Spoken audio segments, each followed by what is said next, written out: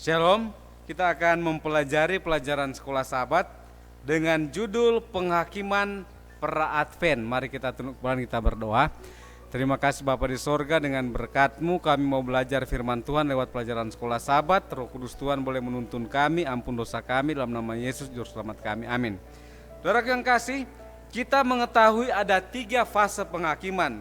Jadi yang pertama yaitu penghakiman pra-advent atau penghakiman sebelum kedatangan Yesus yang kedua kali. Kemudian penghakiman 1000 tahun yaitu milenium, dan penghakiman eksekutif atau penghakiman penghukuman.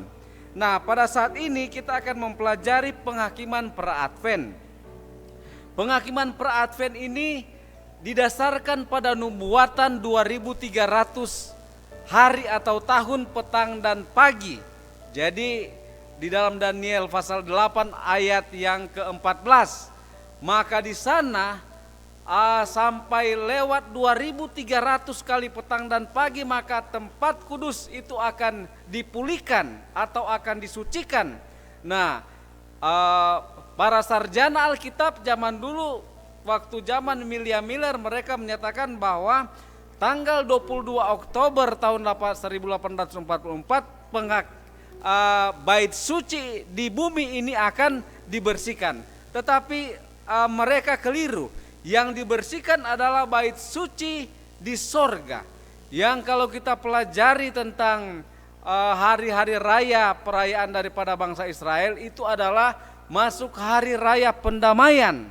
Di dalam Imamat 16 dan Imamat 23, di sana dinyatakan bahwa di dalam Daniel pasal 7 ayat 9 sampai 14, Yesus dia datang kepada yang lanjut usia. Jadi penghakiman kepada orang-orang yang mati dimulai pada tahun 1844 tanggal 22 Oktober.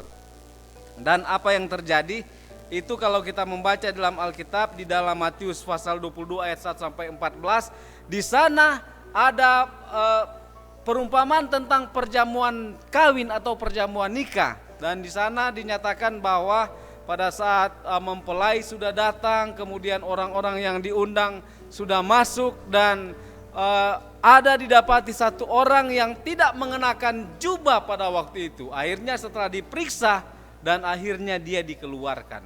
Nah, sekarang ini adalah masa penghakiman, dan sebagai umat Tuhan maka penghakiman itu didasarkan pada 3 ajaran dasar Alkitab, yaitu bahwa yang pertama dikatakan bahwa semua orang mati, benar atau salah, benar atau tidak benar, akan tidak sadar di kuburan sampai pada hari kebangkitan. Kemudian yang kedua, adanya penghakiman universal atas semua manusia, dan yang ketiga, fakta kebangkitan pertama akan menjadi ganjaran bagi orang benar, dan kebangkitan kedua akan menjadi kematian kekal bagi orang-orang fasik. Saudara yang kasih, kalau kita mempelajari tentang penghakiman, standar penghakiman adalah 10 hukum Tuhan, dan Yesus sekarang sementara menghakimi. Nah, oleh sebab itu apa yang dilakukan orang-orang sekarang pada hari penghakiman? Di zaman dulu, zaman bangsa Israel, mereka merendahkan diri, mereka berpuasa, mereka berdoa. Dan di zaman kita ini, yang harus dilakukan pada hari penghakiman pra-advent, yaitu pada saat setiap kasus akan diputuskan. Saudara yang kasih, menjadi pengalaman bagaimana kita di hari pendamaian ini untuk memfokuskan hidup kita pada Kristus dan kebenarannya. Di dalam pekabaran 3 malaikat, di dalam Wahyu pasal 14 ayat 6 sampai ayat yang ke-13, di sana ada Injil yang kekal. Kemudian di sana dikatakan, takutlah akan Allah dan muliakanlah Dia, sebab telah tiba saat penghakimannya. Sekarang ini adalah masa penghakiman di mana kita harus menentukan hidup kita. Di zaman dahulu, zaman bangsa Israel, pada saat imam besar dia mengantarai di bilik yang maha suci, yaitu 1 kali dalam 1 tahun yang dikenal dengan Yom Kippur, maka di sana umat-umat Tuhan mereka memeriksa diri. Apakah mereka sudah mengakui dosa-dosa mereka? Saudara yang kasih, pekabaran yang indah pada saat ini, yaitu kita harus hidup saleh, suci dan benar di hari Grafirat. Kalau ada dosa-dosa yang sementara kita buat pada sekarang ini, kita berdoa tinggalkan. Kemudian apa? Kita akui dan minta Tuhan agar supaya Dia mengampuni dosa kita dan menyucikan kita dari segala kejahatan. Di dalam 1 Yohanes 1 ayat 9. Penghakiman adalah kabar baik bagi kita. Penghakiman bukanlah merupakan satu ketakutan, tetapi itu adalah kabar baik di mana kita dibenarkan di dalam Kristus. Perumpamaan di dalam Matius pasal 22 ayat 1 sampai 14, di sana dinyatakan bahwa kebenaran Kristus atau jubahnya itu adalah penurutan yang sempurna kepada hukum-hukum Tuhan. Dengan demikian, maka hanya oleh karena kasih karunia Kristus maka kita mendapatkan jaminan keselamatan.